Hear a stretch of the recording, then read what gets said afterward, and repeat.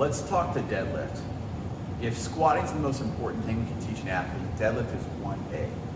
It's going to also be one of the more challenging things to teach an athlete, especially if they don't have great body awareness. So here's how I like to do it. So first of all, the why for a deadlift is very easy.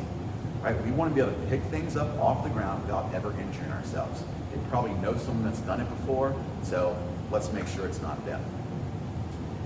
Then we talk setup. So setup's really important, obviously.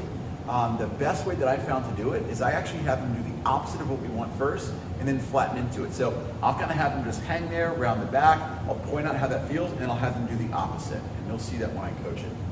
Then from there, for progressions, I kind of break it up into 4 pieces and I use pausing. So we'll go shin to knee, so we can talk about pushing through the floor and the chest rising with the hips. Then we'll go knee to stand, which that's really easy. That's kind of intuitive. Then the next more important, where you're going to see a lot of issues, is going from the hips down to the knee, and then we'll work from knee to ground. And once we've kind of worked each one of those, then we'll put them together. So I'll go up the pause of the knee, down the pause of the knee. When that looks really good, we'll progress from there.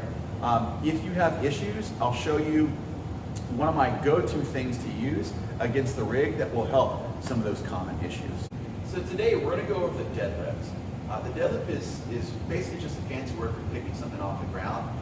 And it's one of the most important things we'll teach you, because we need to be able to pick something up off the ground without injuring ourselves.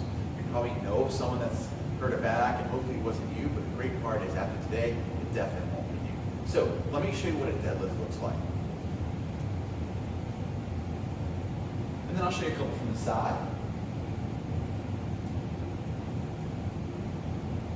So first things first, we're going to take this PVC pipe, right?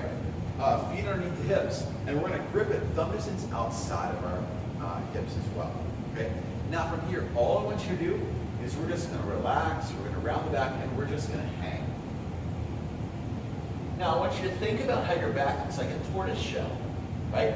We're never going to do this again. So what I want you to do instead, pull that PVC pipe against your shins, and do the opposite. Flatten it out. So chest is up, butt is back, and we're going to sit back into our heels.